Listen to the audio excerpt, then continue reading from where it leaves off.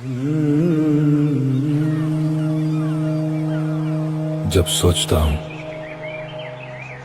कभी वो इतना गरीब था कि अपने ही रिश्तेदार उससे दूरी बनाते थे, डरते थे कहीं फटे पुराने कपड़ों में उनके घर ना आ जाए। एक ही कमीज में सालों गुजार दिए, कई कई दिन बिना भोजन के काट दिए। तब मैं सोचता हूं इतना सब सहने के बाद भी वही इंसान आज सनातन और समाज के लिए फौलादी दीवार बनकर कैसे उठ खड़ा होता होगा।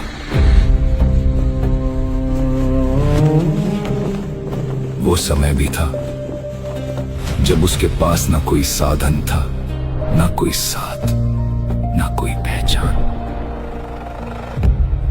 वो बस अकेला ही निकल पड़ा था, हिंदू राष्ट्र, जन कल्याण और सनातन का संकल्प लेकर।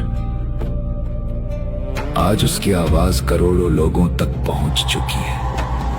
सनातन की चेतना घर घर तक पहुंच रही है।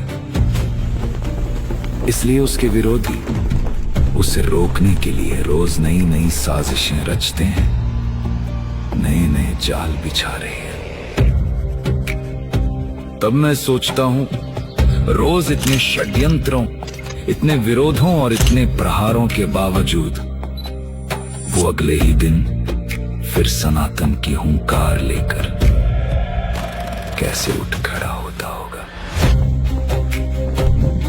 दिन रात गरीबों की सेवा करता रहा, दान का एक एक पैसा गुरुकुलों, अस्पतालों और जरूरतमंदों के लिए लगा दिया।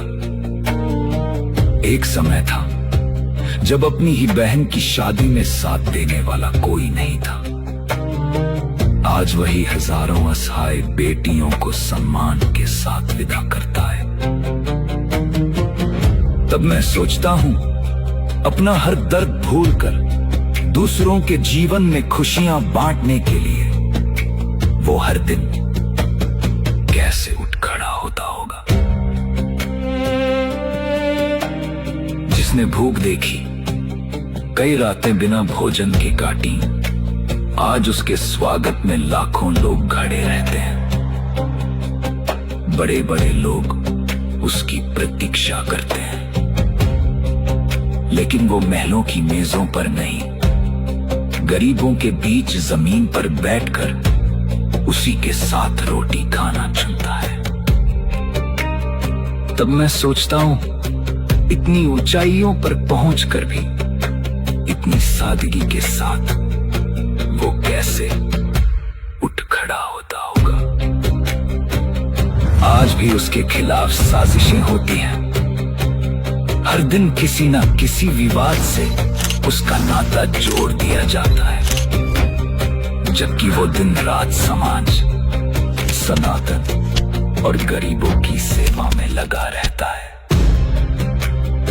शायद उसे भी दर्द होता होगा, लेकिन अगली सुबह वही मुस्कान, वही संकल्प, वही सेवा,